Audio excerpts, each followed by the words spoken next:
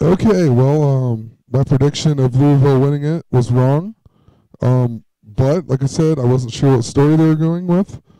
They obviously are still running with a Valentine's story. Um, but I'll show you why in a second. But there's also a few other stories that I just forgot about. And one of the reasons, too, on the Michigan State here. So, I've talked about the Valentine's Day theme.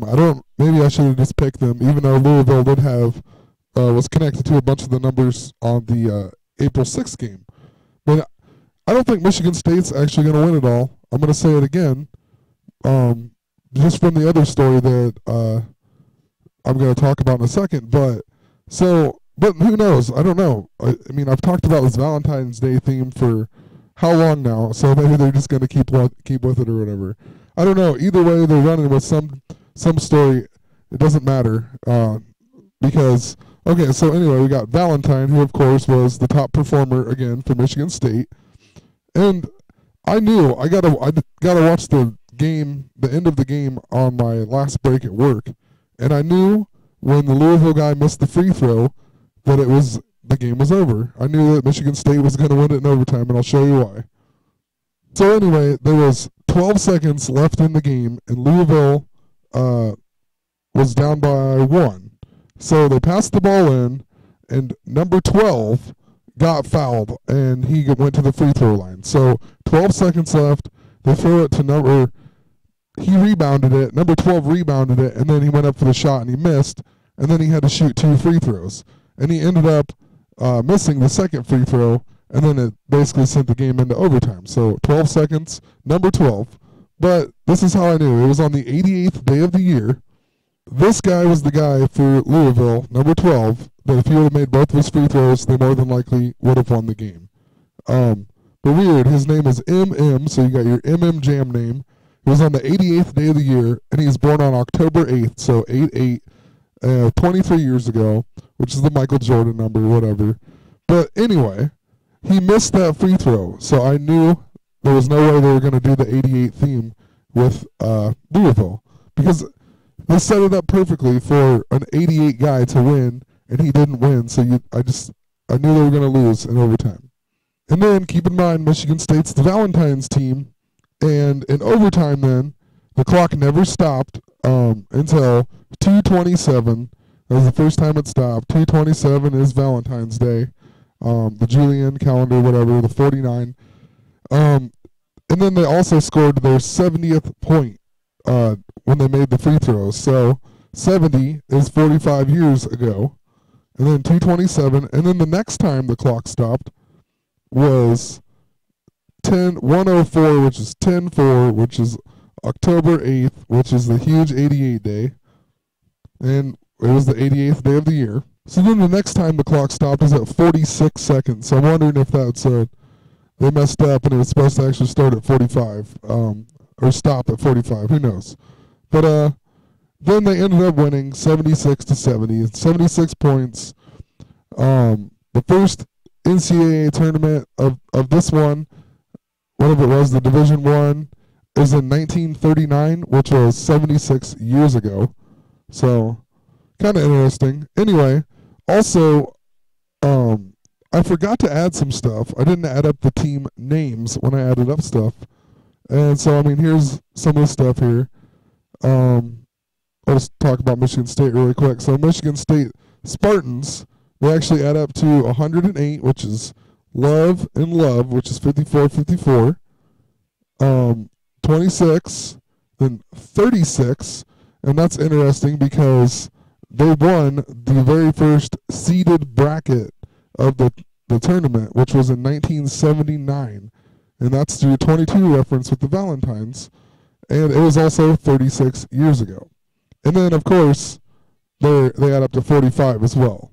And then they made the Final Four that is played on 4-4, and it is 49 days away from Valentine's Day. So also interesting, the Duke Blue Devils, they also won yesterday, making the Final Four, and they add up to 111. And 111 is very significant with the 88th day of the year because you got Jesus' crucifixion on the 88th day of the year, and September 11th, the birth, is 111 days until the end of the year, and they use these a lot. They use 111 a lot with 88. Interestingly, Denny Hamlin won the NASCAR race, and he got first, and he drives number 11, so it's literally 111. 88th day of the year. Even better, let's check out Denny Hamlin. Born on November 18th. There's your 11-8, your 88, or your 888 even. I mean, come on. I would have thought it would have been Earnhardt just because he's number 88, but maybe that's just too simple. So, I don't know. Crazy, though. He got first. He drives the 11 on the 88th day, and he is born on an 88 day. Also, the guy who drives the number 2 car got second place, so 22, right after him. And then Logano got third, and he's number 22. Just kind of weird that you have 111 and then 22. Hamlin even began his racing career in 1988. But I know I've done videos on all these NASCAR guys, so not going to go in depth with it, but definitely 88th day of the year, they make the 88 guy win, so whatever. Okay, so the other story, besides Michigan State, which, who knows, they could probably do this, and I can't believe I never noticed it before, but I remember reading the article about it, and I thought to myself, why are they bringing this up now? I mean, it's been 23 years since this happened. So anyway, this article is actually from March 12th, so the tournament didn't even start until, well, the second round, I guess, didn't start until March 19th. So this article was, 5 days or a week before the tournament even started, and it was about everybody still hating Christian Laettner. And Christian Laettner is a famous Duke player who made the game-winning shot against Kentucky in, I think, 1992. But moral of the story, this came out a week before the tournament even started. So I think they were foreshadowing, a rematch maybe of Kentucky and Duke, even though that game wasn't actually the championship. But they're telling you who's gonna be in it, I think. So the first thing, let's look at Christian Laettner here. Christian Laettner, oh, big surprise. He's 45 years old this year. So Michigan State's a big Valentine's Day team, but if they're going to run the whole Duke story with Christian Laettner, now they're starting to get into the Valentine's Day with Duke. And also, Christian Laettner adds Christian 101, Laettner 95, which adds up to 196, and 196 is 49 plus 49 plus 49 plus 49. Even more, he was born on August 17th. And if you go to the Julian calendar, August 17th from Gregorian to Julian is August 4th, which is Obama's birthday. Duke went to the Final Four. That's played on 4-4. Obama's the 44th president. I mean, it just never ends. And just so everybody knows, I'm just going to show you the play that I'm talking about here. All right, so here you go. So 2.1 seconds left. Just remember that. And then Laettner hits the shot, and Duke wins the game.